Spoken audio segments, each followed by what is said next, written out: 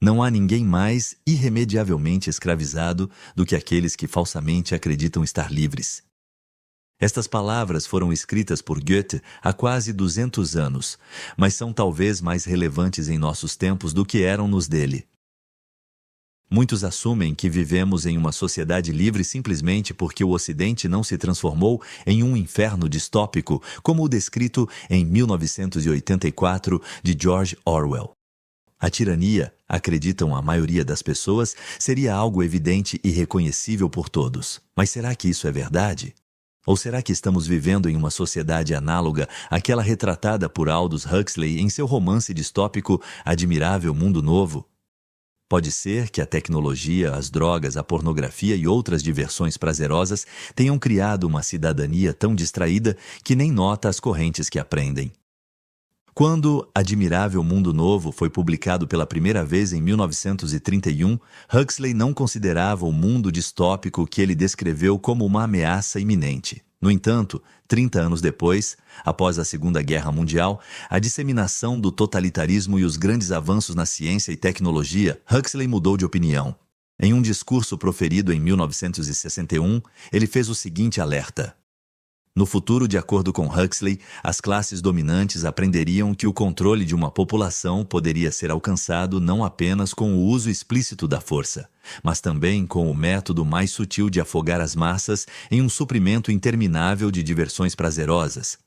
Como, alguém pode perguntar, o prazer pode ser usado para privar as pessoas de sua liberdade? Para responder a essa pergunta, precisamos discutir o condicionamento operante, que é um método de modificar o comportamento de um organismo. No século XX, o psicólogo de Harvard, B.F. Skinner, realizou um famoso conjunto de experimentos nos quais testou diferentes métodos de introdução de novos comportamentos em ratos. Esses experimentos mostraram como as forças dominantes podem condicionar os humanos a amarem sua servidão.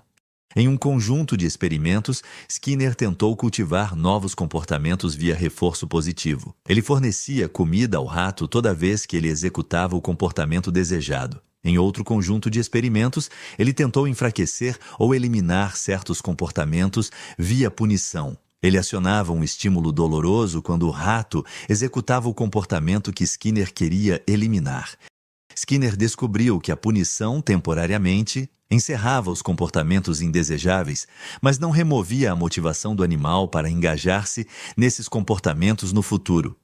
Os comportamentos condicionados via reforço positivo, por outro lado, eram mais duradouros e levavam a mudanças de longo prazo nos padrões comportamentais do animal. Huxley estava familiarizado com os experimentos de Skinner e entendia suas ramificações sociopolíticas. Em Admirável Mundo Novo e em seus trabalhos subsequentes, Huxley previu o surgimento de uma oligarquia controladora que realizaria experimentos semelhantes em seres humanos para condicionar a docilidade e minimizar o potencial de agitação civil. Skinner, assim como Huxley, também compreendia as implicações sociais de seus experimentos, mas acreditava, ao contrário de Huxley, que o condicionamento operante poderia ser usado por engenheiros sociais para o bem maior, levando ao desenvolvimento de uma utopia gerida cientificamente. O seguinte trecho do livro de Skinner, Walden 2, no entanto, revela que tal condicionamento em massa possibilitaria, na realidade, uma forma perniciosa de tirania, uma na qual as massas seriam escravizadas, mas se sentiriam livres. Em Admirável Mundo Novo, a principal recompensa usada para condicionar a submissão via reforço positivo era uma superdroga chamada soma. Os controladores mundiais encorajaram a drogação sistemática de seus próprios cidadãos para o benefício do Estado.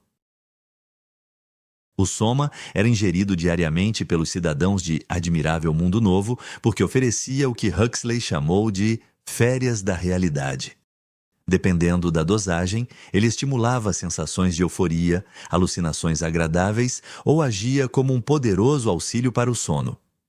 Ele também servia para aumentar a sugestionabilidade, aumentando assim a eficácia da propaganda a qual os cidadãos eram continuamente submetidos. Mas os controladores mundiais de Admirável Mundo Novo não dependiam apenas do soma.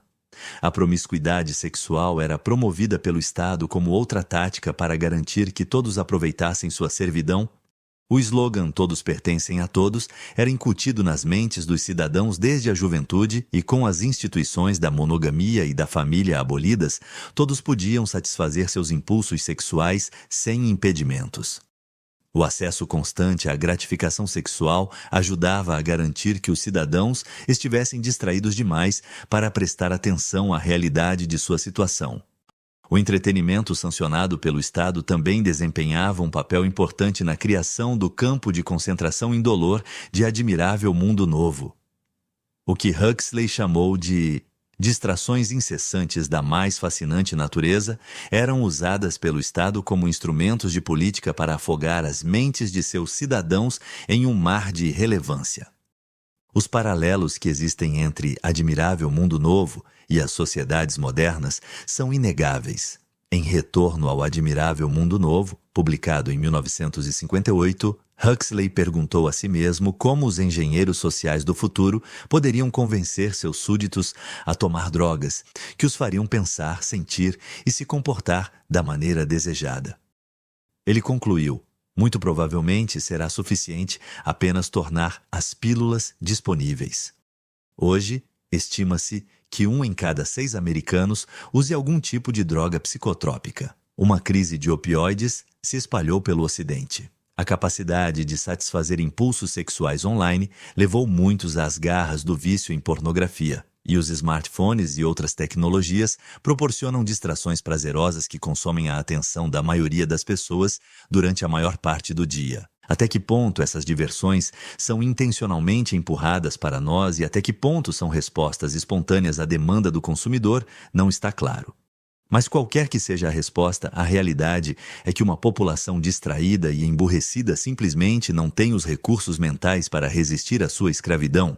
Até que o grito moderno de "dê-me televisão e hambúrgueres, mas não me incomode com as responsabilidades da liberdade" seja substituído pelo grito "dê-me liberdade ou dê-me morte", a liberdade não prevalecerá. Pelo contrário, enquanto as pessoas trocarem sua liberdade por prazeres e conforto, o tipo de condicionamento social que Huxley advertiu só se tornará mais refinado e eficaz à medida que as tecnologias avançam e mais informações são obtidas sobre como prever e controlar o comportamento humano. Se a maioria de nós será capaz de resistir a esse tipo de manipulação, ou se sequer desejaremos fazê-lo, ainda está por ver.